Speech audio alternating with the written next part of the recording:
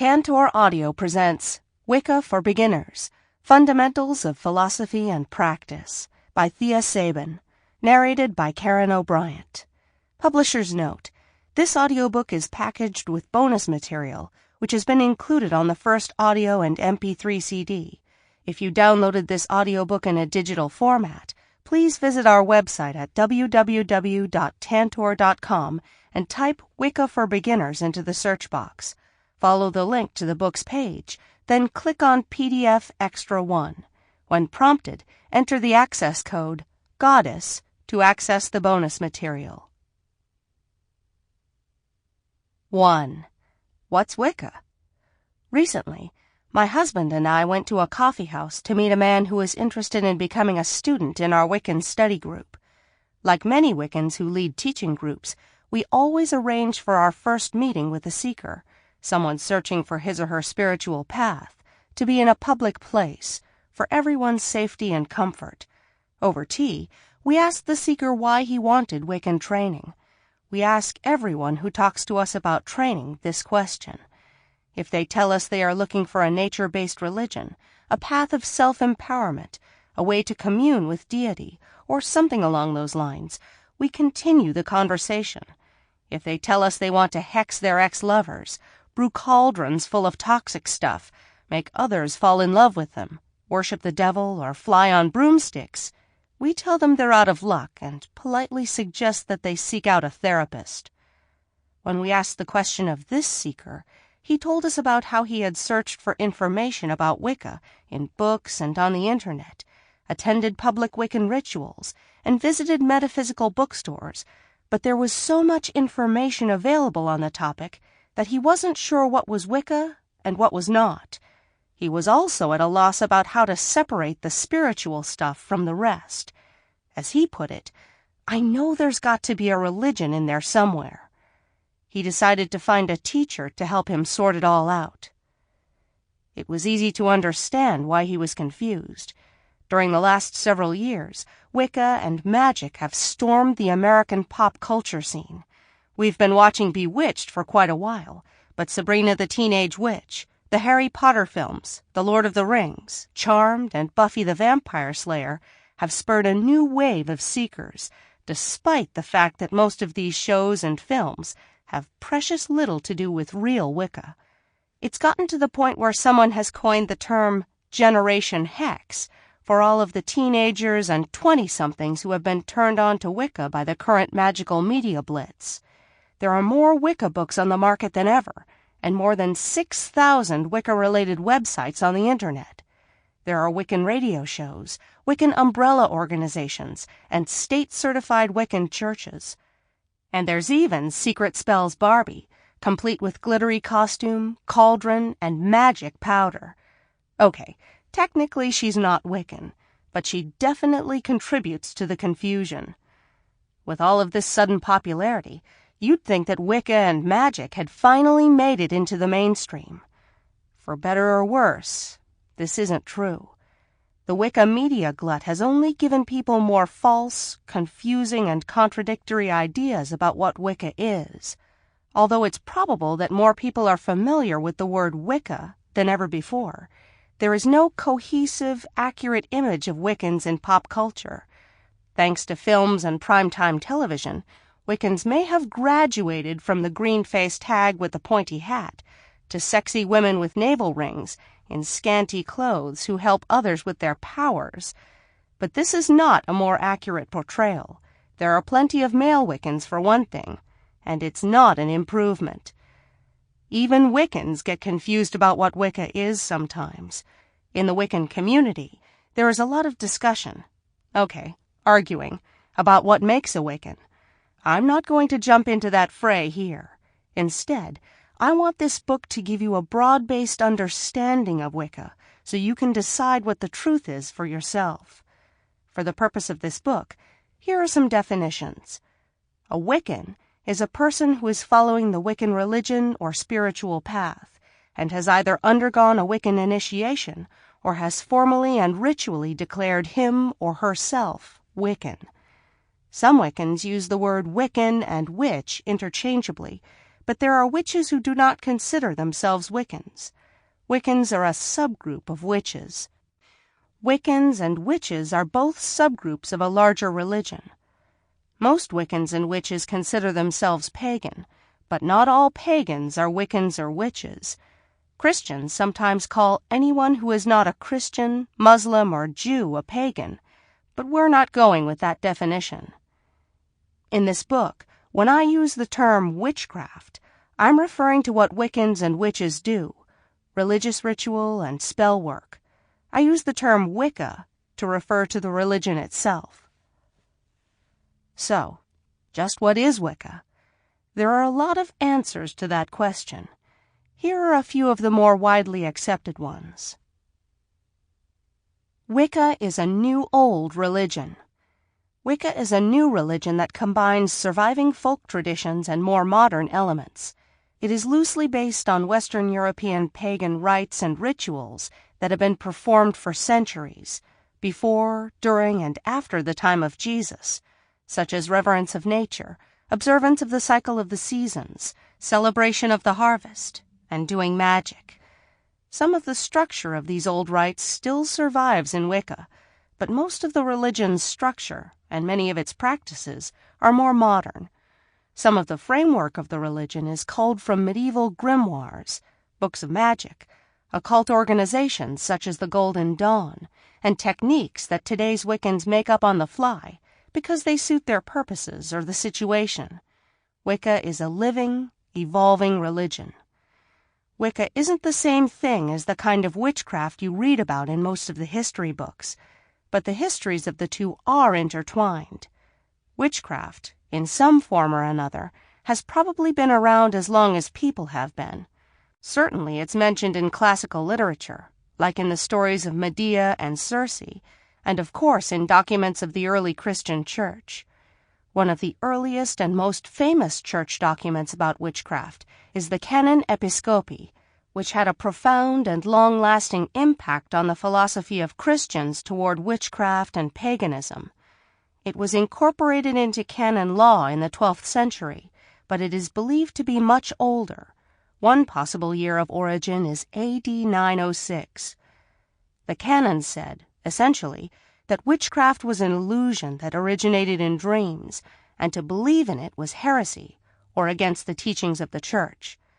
A famous section of the canon states, "Certain abandoned women, perverted by Satan, seduced by illusions and phantasms of demons, believe and openly profess that, in the dead of night, they ride upon certain beasts with the pagan goddess Diana, with a countless horde of women, and in the silence of the dead of the night to traverse great spaces of earth, and obey her commands as their mistress.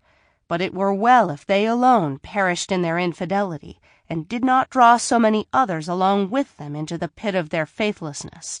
For an innumerable multitude, deceived by this false opinion, believe this to be true, and so believing, wander from right faith, and relapse into pagan errors when they think there is any divinity or power except the one God."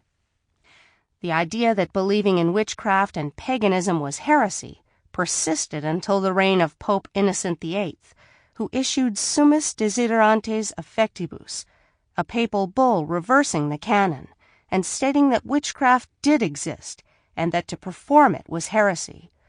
Although several church letters advocating positions that would reverse the canon episcopi had been issued prior to Summis Desiderantes Affectibus, the new bull was most effective because it was published in 1484, around the time of the invention of the printing press, and attached as a prefix to the widely distributed Malleus Maleficarum, the infamous manual on finding, torturing, and prosecuting suspected witches, which was written by Dominican inquisitors Heinrich Kramer and Jacob Sprenger.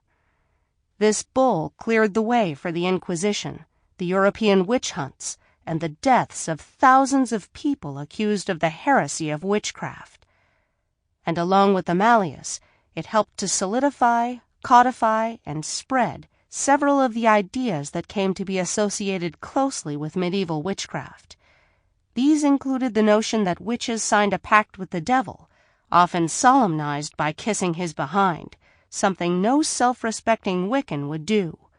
Of course, this made the consequences for witchcraft much more serious than they had been, and the witch hunts were born.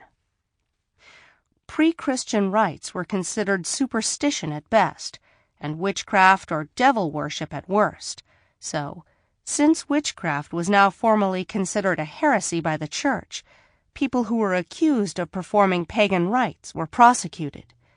During the witch hunts, many European pre-Christian pagan traditions died out, took on a Catholic veneer, or went underground. Some of this would have happened even without the hunts, since traditions rarely last completely intact for thousands of years. However, pockets of pagan practice and vestiges of the old ways survived. We see remnants of some of them today in traditions like the Morris men and maypole dancers in England. On the one hand, this history of witchcraft and the Church has nothing to do with Wicca. The satanic witchcraft that the Church persecuted, if it ever even existed, was a Christian heresy that included a pact with the devil, black magic, human sacrifice, and other atrocities. Wiccans do not believe in Satan. Wicca is not a Christian heresy, it's a religion unto itself, and Wiccans find black magic and human sacrifice as abhorrent as anyone else does. On the other hand, the impact that the history of satanic witchcraft does have on Wiccans is twofold. First, the Church equated even benevolent pre-Christian pagan practices, which are a root of modern Wicca, with satanic witchcraft. Second, many people today still believe that satanic witchcraft and paganism are the same thing. In 1921, Dr. Margaret Murray wrote The Witch Cult in Western Europe, in which she hypothesized that medieval witchcraft was in fact not a Christian heresy, but an organized pagan fertility cult that had survived, reasonably intact, through the Middle Ages. Her theory had great romantic appeal, but she had no proof. Her book implied that medieval witches were much more organized than they could possibly have been without phones, cars, the internet, or even a common language. The vernacular of commoners was often different than that of nobles, and that there was more consistency between covens of witches than historians had previously believed. Over the years, most of Murray's theories have been discredited, and the consistency between accounts of medieval witchcraft has been attributed more to the impact of the Malleus Maleficarum than to survival of an intact pagan cult. If many of the inquisitors who tried witches and kept records of the trials were operating from the same manual, so to speak, they were likely to get the same results. But however fanciful Murray's ideas about witchcraft, they had a lasting effect on what would become modern Wicca, and several of them persist to this day. In 1951, the last witchcraft law was repealed in England, which freed Gerald Brasso Gardner to write Witchcraft Today, published in 1954, and The Meaning of Witchcraft, published in 1959, two non-fiction books that would have a tremendous impact on the Wiccan religion. Gardner was a British civil servant who was born in the late 1800s and lived most of the first half of his life abroad, working in Ceylon, Borneo, and Malaysia. He studied foreign cultures and became an expert on the crease, a Malaysian ritual knife. When he returned to England, he looked for others who were interested in esoteric teachings, and his search brought him to a Rosicrucian theater run by a group called the Fellowship of Crotona. Gardner wasn't too impressed with the theater or the fellowship, but there was a small group of participants that intrigued him. This group later took Gardner into their confidence and told him that they were witches and that they had known him in a previous life. Gardner claims that through them he was initiated and became a witch himself. Gardner was very interested in making sure Wicca survived. However, many of the Wiccans he knew were elderly, and young people weren't drawn to Wicca at that time, so he was concerned that Wicca would die out. He asked his high priestess if he could write a book about witchcraft to spark new interest in it. Initially, she refused to let him do so, but she eventually allowed him to write a novel with witch ideas in it, called High Magic's Aid. Later, he left her coven, started his own, and wrote Witchcraft Today and the Meaning of Witchcraft.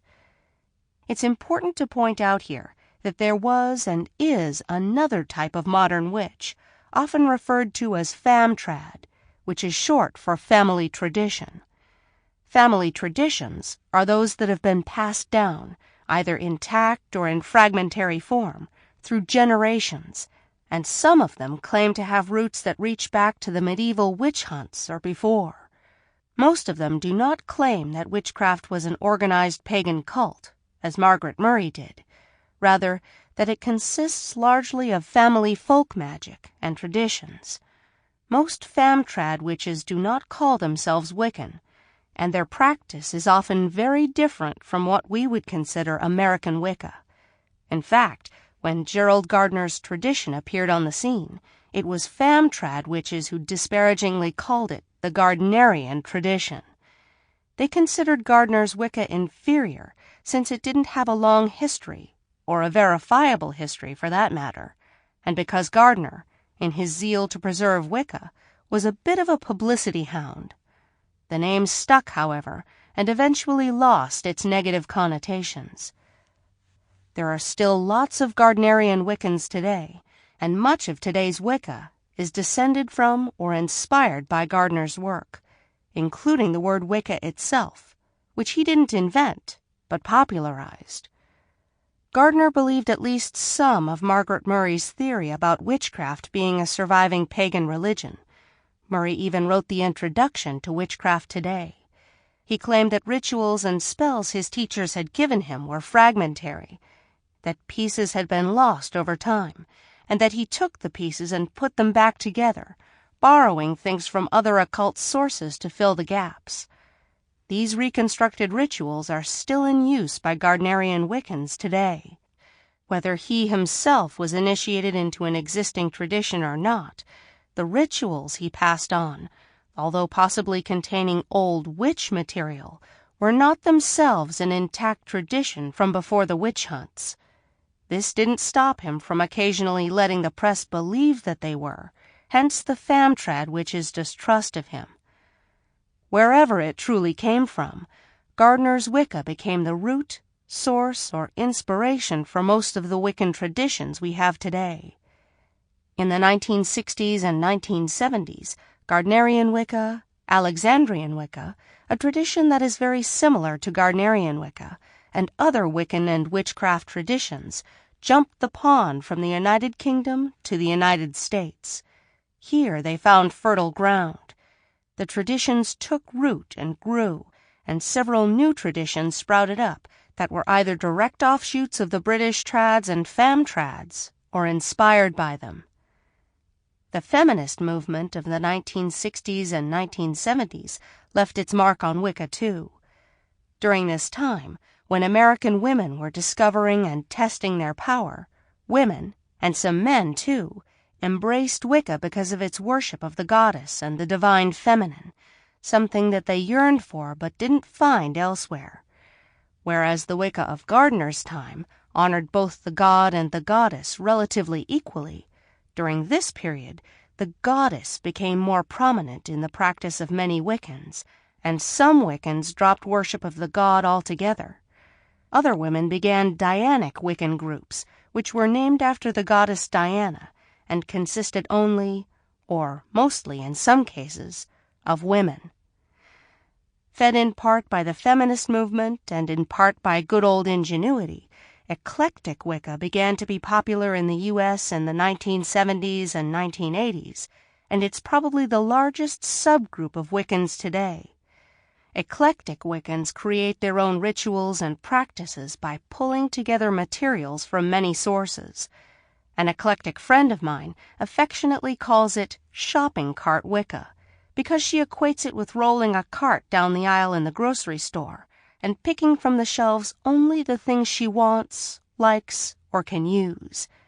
In this way, eclectic Wiccans are able to customize their practice to their own personal needs and beliefs. With the rise of eclectic Wicca, Wicca truly became a new old religion. Wicca is an earth-based religion. The Wiccan path is based on the earth rather than the heavens. While practitioners of many of the world's religions focus on what will happen to them after they die, Wiccans focus on participating in the cycle of life, here and now. As one of my teachers puts it, Wiccans aren't trying to get off the wheel. What she means by the wheel is the wheel of the year, a term that Wiccans use to describe the cycle of the seasons through the 8 major Wiccan holidays, or Sabbats. Wiccans believe that they actively participate in turning the wheel, in nature essentially, while practitioners of some other religions try to transcend it. Wiccans celebrate all that nature, the earth, and the physical body have to offer, the experience of life and love, sex, and even death. A lot of the symbolism of the Wiccan religion is based on nature and earth imagery. Wiccans work with the 4 natural elements, earth, air, water, and fire. They see the sun as a symbol of their god, and the moon as a symbol of their goddess. They celebrate the earth's renewal each spring and its sleep each winter. Most importantly, they strive to be in tune with nature and its changes, and walk lightly on Mother Earth. Many Wiccans are environmentalists or vegetarians because of their reverence for the earth. But forgetting Earth Day or grabbing a burger for lunch won't get you kicked out of the Wiccan Country Club. Wicca is experiential. Wicca is an experiential religion. What this means is that how Wicca works in a person's life is heavily influenced by that person's experiences. There is no central church of Wicca, and no Wiccan Bible, Torah, or Quran to outline the beliefs, rules, and teachings of the religion. You learn Wicca by living it. Your experience tells you what is true, what works for you, and what you believe. We walk this path somewhat like scientists, testing things out and shifting our beliefs according to the outcomes. Once you have experienced something, you own it. It is part of you. You understand it at a level that you couldn't by just reading about it. It's like skydiving. You can guess what it's like to jump out of a plane, feeling the wind buffeting your body, watching the earth rush up to meet you. But until you actually do it, you don't really know what it's like. You have not integrated skydiving into your personal repertoire of experiences. It's the same with the Wiccan religion. Until you have performed Wiccan rites or tried to do a spell, you have no frame of reference for it. You can read books like this one and guess what it would be like, but you're not a Wiccan until you do something Wiccan. Ours is a religion where actions truly do speak louder and more powerfully than words. Does that mean Wiccans don't learn things from books? Quite the contrary. Many Wiccans keep a book of shadows, a collection of spells and rituals, and I know Wiccans who will run out and buy newly published Wicca books instead of groceries on payday. But Wiccan books do not tell us how to think, believe, or behave. They give us inspiration and a framework for our own experimentation with the religion. Wicca is a mystery tradition. There are certain spiritual experiences that are nearly impossible to put into words. Many of them have to do with big topics, such as death, love, deity, and birth, things that are core to our existence as humans, and yet otherworldly at the same time. If you've ever had a transcendent moment where you just knew that deity was real, or you felt particularly connected to nature or the cosmos, as if every bit of you were a part of it, you have probably touched the mysteries. Mystery religions are those that create a setting or venue where people can have an immediate experience of the reality of the divine. These paths teach that there are things that are beyond the reach of our 5 senses, but are nevertheless integral parts of us that we can touch directly, although the method will be different for each of us.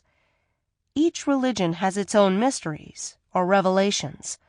Some of the Wiccan mysteries, for example, the interplay between the god and goddess, are mirrored in our Sabbat rites. When we participate in the rites, we act out what is happening on a cosmic level, be it the change of seasons, the union of the god and goddess, or any other of a number of Wiccan mysteries, and for that moment we are aligned with the gods. One of the best historic, non-Wiccan examples of this is the Eleusinian mysteries, the ancient rites of Demeter and Persephone that were held for thousands of years at Eleusis in Greece.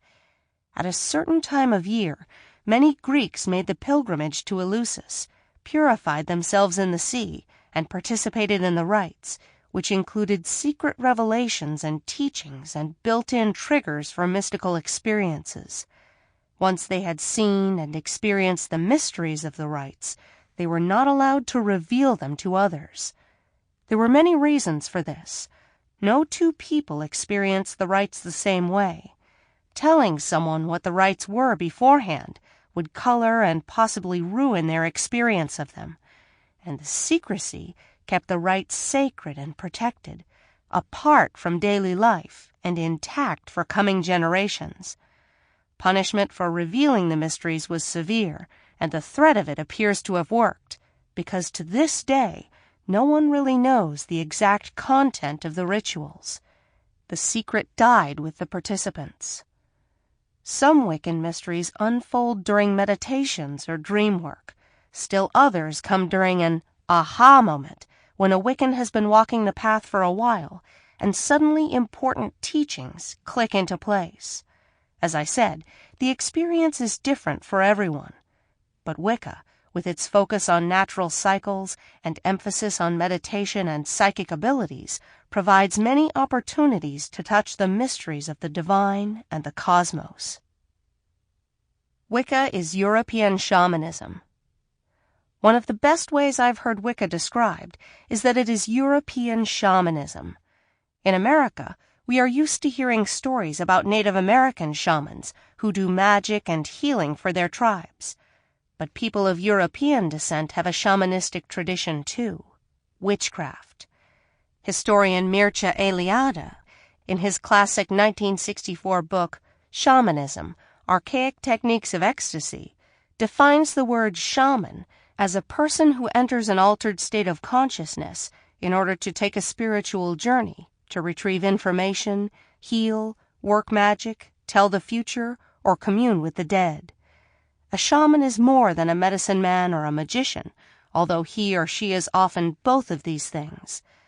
A shaman may also be a priest, mystic, and psychopomp, one who can move back and forth between the worlds of the living and the dead. The concept of the world tree exists in one form or another in cultures across the globe. The world tree is a symbol for the connection between the spiritual realms and Earth. The roots of the tree lie in the underworld, the trunk is the human material world, and the branches and leaves are the heavens or celestial realms. The tree can be real or a metaphor. The shaman travels up and down the world tree and between the spiritual and earthly realms to perform his or her tasks for the tribe or group. Shamans use many techniques to travel the world tree, including trance, shape-shifting, and magic. According to Eliade, a person can be either born a shaman or made one through a shamanic crisis or an initiation ceremony.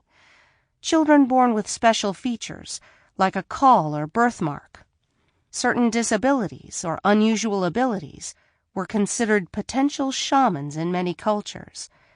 The idea was that if a person, by way of some sort of physical attribute, was different enough from the rest of the group or tribe, he or she would naturally be able to see and experience things that others could not, and therefore would be more suited to travel between the worlds. It makes some sense. People who are blind perceive their surroundings differently than people with sight do, and the world looks different to a person in a wheelchair than it does to one who can walk. A shaman could be made if he or she went through a shamanic crisis, an event so traumatic that it changed his or her life irrevocably. The shamanic crisis could come on naturally, such as with a severe illness or near-death experience. It could also be induced from the outside by an initiation ceremony or trial. Wicca incorporates a lot of these ideas. Wiccans are taught to be in tune. Sample complete. Ready to continue?